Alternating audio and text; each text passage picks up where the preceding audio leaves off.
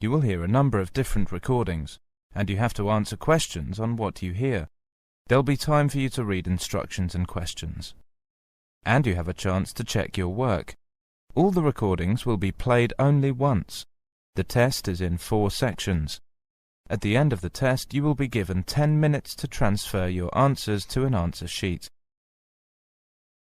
Now turn to Section 1. Section 1. You will hear a man phoning a real estate agent in order to rent out rooms in his house. First, you have some time to look at questions 1 to 7.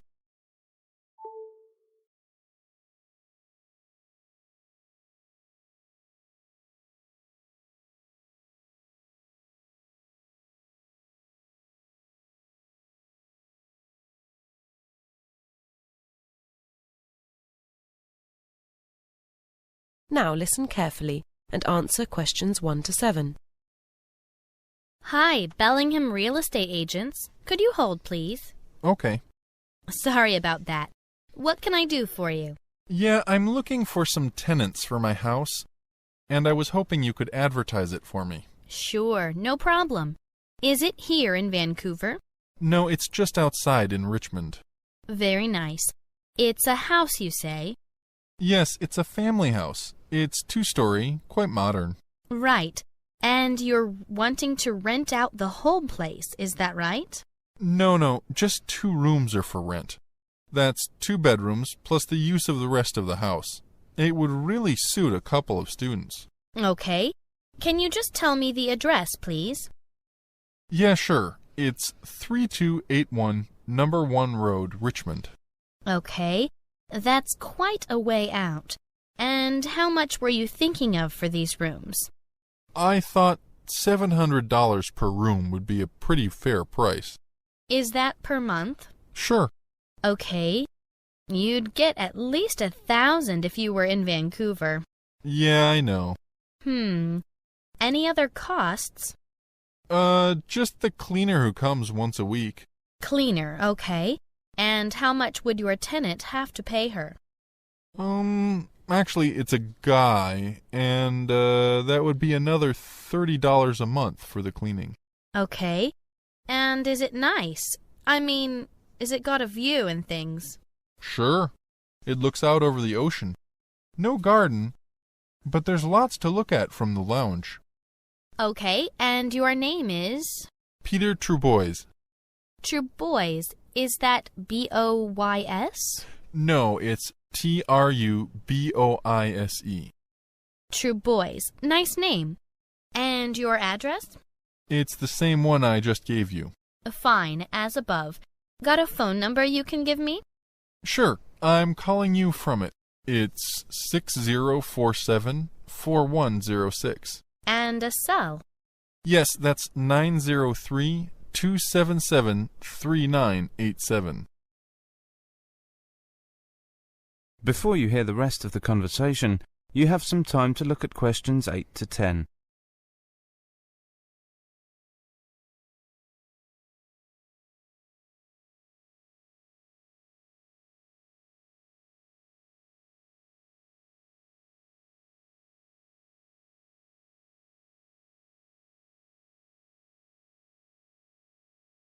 Now listen carefully and answer questions 8 to 10. Now, let's get down to the serious stuff. What have you got in the kitchen? A fridge, of course. Yes, a fridge. And there's a dishwasher. Got facilities for washing clothes? Yeah, a washing machine in the basement and a dryer too. Okay. Gas or electric stove? Electric. And in the kitchen there's a microwave as well. Fine. Now what about the house? Anything worth mentioning? Sure. There's a room for playing ping pong and pool. Great. And how's it heated? It's got central heating, but no fireplace. That's too bad. I like an open fire in winter. Air conditioned? No. No conditioning. I suppose you've got a TV? Sure. Cable? Afraid not. I've never gotten around to putting it in. Fine. What sort of tenant are you looking for? Students, you said? That's right, although it's quite away from the university. I guess they'd need a car. That's true. Still, there's a shopping mall just a block away. I'm looking at a map right now. Yep, just a small one. No movie theaters or anything like that. We're right by the beach, though, and that's something. Sure, especially in this weather. I wish I was there myself. Any other entertainment in the area? There's a cocktail lounge on the corner and a couple of hamburger joints. You'd have to go downtown for a movie, though. Oh, and Boyd Park is only a couple of 100 yards away. Okay, Mr. Trubois, I'll post this up for you, and I hope you have some luck. Thanks. Bye. Bye, and take care. Sure, thanks. That is the end of section 1. You now have half a minute to check your answers.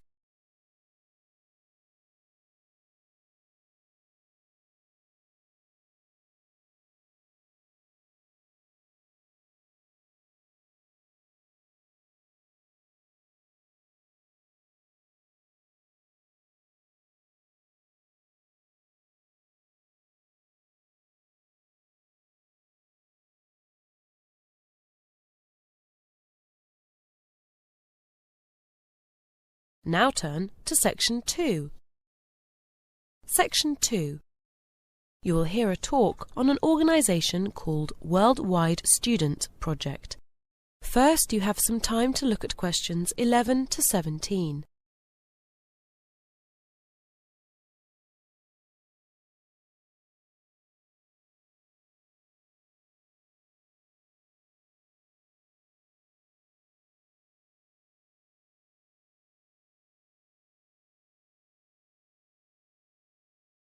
Now listen carefully and answer questions 11 to 17. Hi everyone, my name's Sam Thomas, and I'm here to give you some information about Worldwide Student Projects, or WSP for short. The talk takes about 5 minutes, and after that I'll be happy to answer questions, okay? Right, well, WSP is a voluntary service organisation which was set up to promote international understanding. Right now we've got people from 30 different countries working in local communities around the world. So if you're interested in joining them, I'd like to tell you about some of the opportunities that are available. Now, depending on how long you want to be away, there are 3 sorts of projects to choose from. Short-term projects lasting 2 to 3 weeks, medium-term projects lasting between 1 and 6 months, and long-term projects which can be anything up to a year. One of the short-term ones we've got on offer at the moment is in Japan. It's a village improvement project, and the work involves clearing the river banks and planting flowers, things like that. You'd be working alongside local people, so you need a basic knowledge of Japanese for that. The next one to tell you about is a children's holiday centre in Poland. What's required here is basically manual work. You'll be painting rooms, gardening and generally preparing for the children's arrival. It's a medium-term project lasting 6 weeks, and there's comfortable accommodation on site. And now something for the animal lovers amongst you. It's a conservation project for sea turtles in Mexico. Sea turtles are under threat from poachers in that part of the world, so your main job would be collecting and moving the eggs to a safe site. It's a short-term project, and you'd be staying in a local school, but be aware that it has very basic conditions. Don't expect any luxury of satellite TV. Now here's an exciting opportunity in China for any budding architects. This is a long-term project, and placements are for 9 months. You'd be working in an office in Shanghai, involved in planning and design, under supervision of a local architect. Oh, and I should mention that you have to pay an additional fee of $250 when you arrive. Finally, do we have any medical students here? Because there's a placement available in a centre for disabled children in India. You'd be providing general medical care and also assisting in the outpatients of department. It's for 6 months, so you can get plenty of experience and also do something worthwhile for disabled children. Before you hear the rest of the talk, you have some time to look at questions 18 to 20.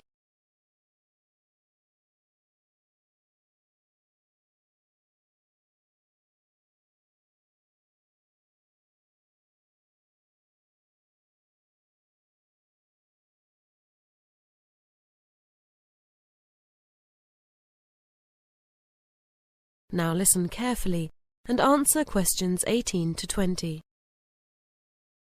Well, that's just a taste of the incredible range of projects we have to offer. But I hope it's whetted your appetite. And in case you do decide to apply, let me tell you what happens next. First of all, you need to fill in an application form and send it to us. Oh, and you should also include a passport photo, by the way.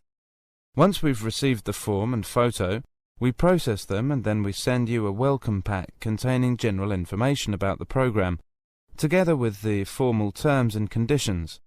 These terms and conditions are basically a list of responsibilities on both sides, yours and ours. What happens if you want to leave early, etc. And you also get a detailed questionnaire, which helps us identify a suitable job for you. Then, about 1 month before you leave, you'll receive all the details about your particular placement. And I think that's about it. Oh, I never forgot to mention, we've also got a website. The address is in our brochure. Now, are there any questions? That is the end of section 2. You now have half a minute to check your answers.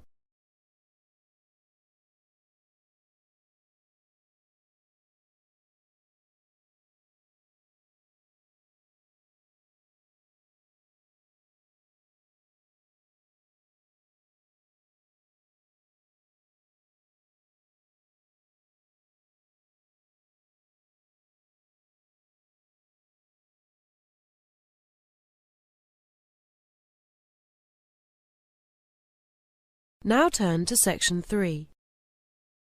Section 3. You will hear a conversation between two students who are discussing the various clubs and trying to choose one. First, you have some time to look at questions 21 to 30. Now listen carefully and answer questions 21 to 30. Decided what you're going to join yet, Sarah? Well, I want to do something connected with media and journalism, but there's such a lot to choose from. Isn't there? Let's look at all the information we've got, and we can decide what we want to do later. Right, let's see. There's something here called Grapevine. What is it? It's a student magazine. Apparently it won Magazine of the Year at The Guardian and NUS. I guess that's the National Union of Students Media Awards in 1995. That sounds good. Do they want people to work on it? Oh yes, they want lots of people. It says here they need people to write features, sell advertising, and to proofread articles. Oh, and to take photographs. That's a possibility. I like the idea of taking photographs. Do you? I think I'd like to write articles, but I'm not sure. What have you got there? Concrete. It's a newspaper. It sounds very professional. What makes you say that? Well, it's 48 pages long, for a start. That's bigger than some national newspapers. I suppose it is. What else does it say? Let's see. It did well at last year's Media Awards too, and it says it has lots of different sections as well as news, like features, sport and entertainment. That might be good experience. What do they need people for? They want people to edit and organise. I wonder what they mean by organise. Yes, it does sound a bit vague. Well, it's obviously well organised. It started in 1992 and it's still going strong. Sounds possible. Yeah, but let's go on, shall we? Here's something a bit different. Live Wire. It's a student radio station. Now that does sound interesting. What type of programmes do they produce? It just says good quality and entertaining programmes. What are they looking for? Again, there aren't a lot of details. It says they want people to work in all areas of radio broadcasting. I think I'd like to find out more about that one. So would I.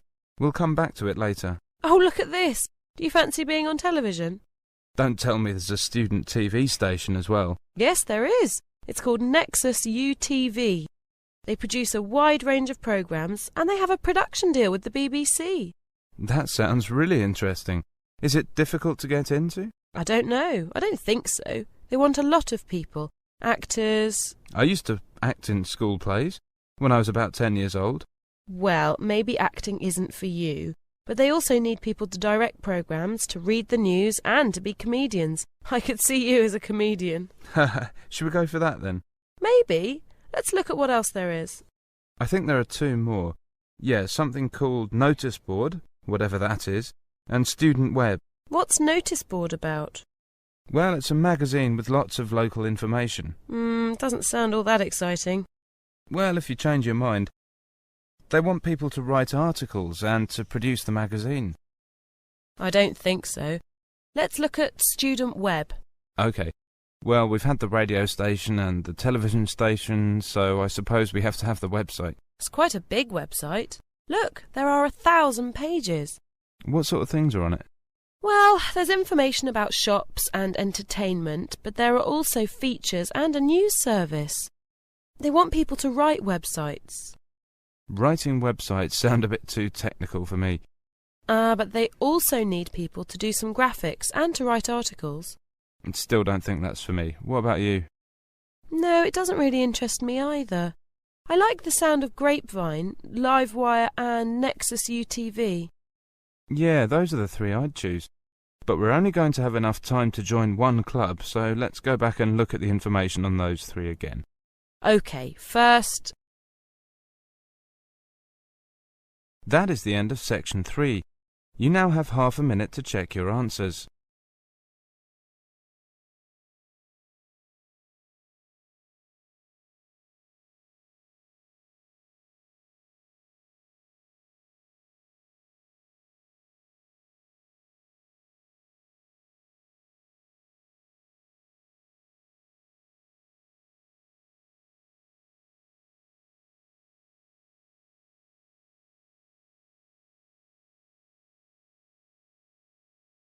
Now turn to section 4. Section 4. You will hear a lecture about tourism. First, you have some time to look at questions 31 to 35.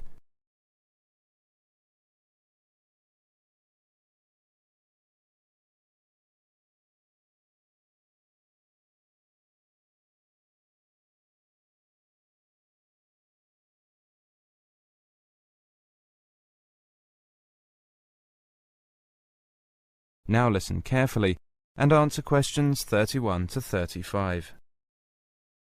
Travel and tourism is the largest industry in the world, but calculating its economic impact is quite difficult.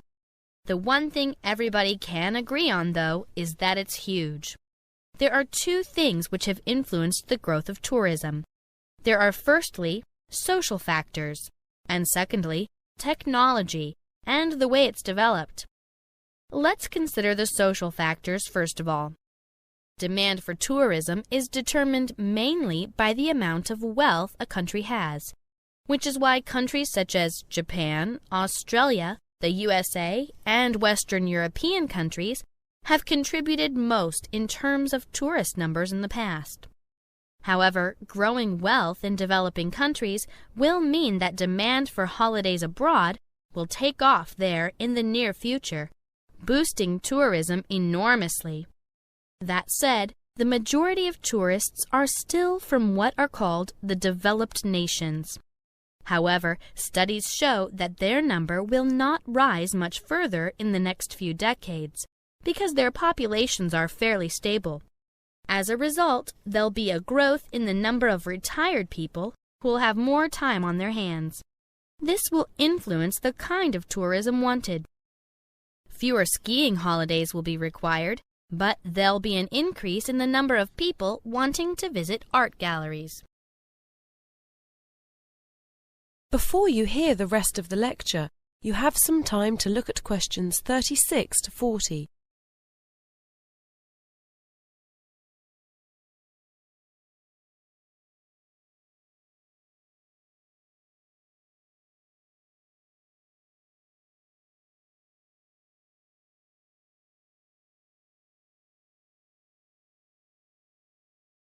Now listen carefully and answer questions 36 to 40.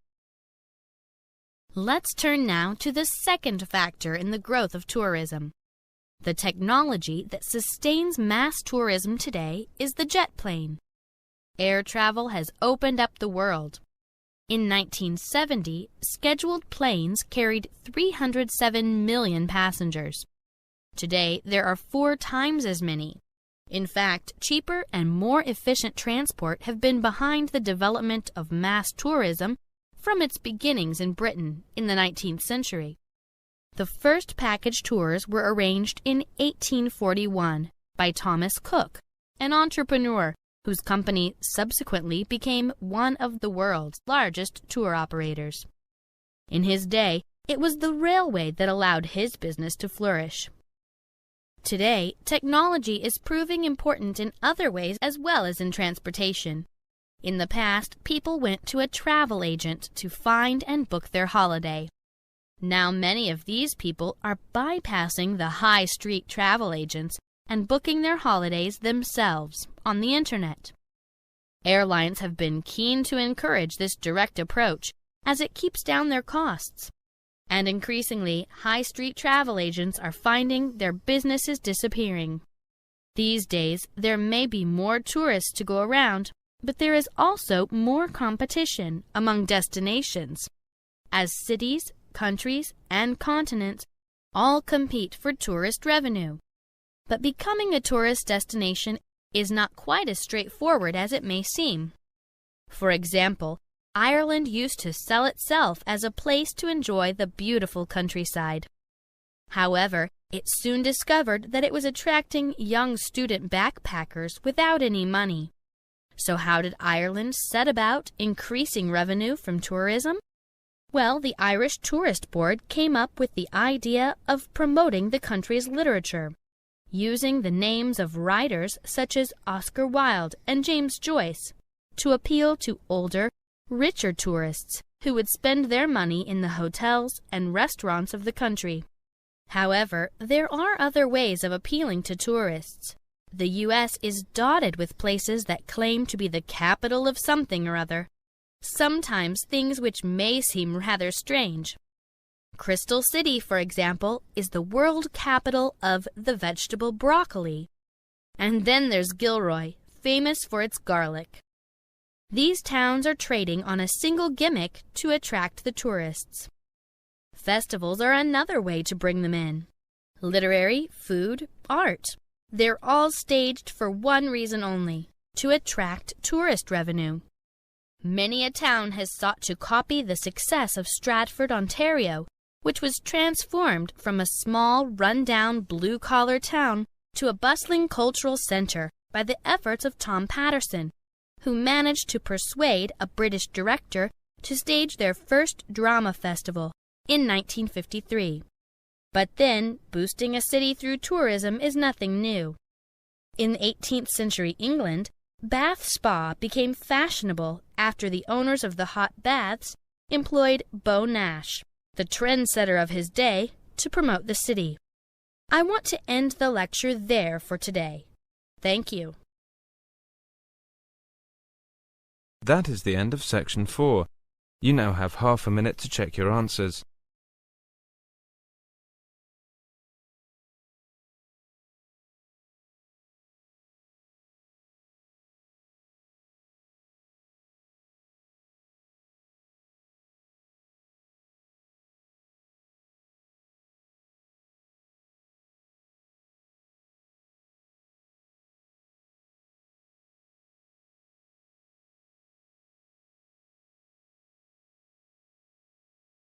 That is the end of listening test, the IELTS test. You now have 10 minutes to transfer your answers to the listening answer sheet.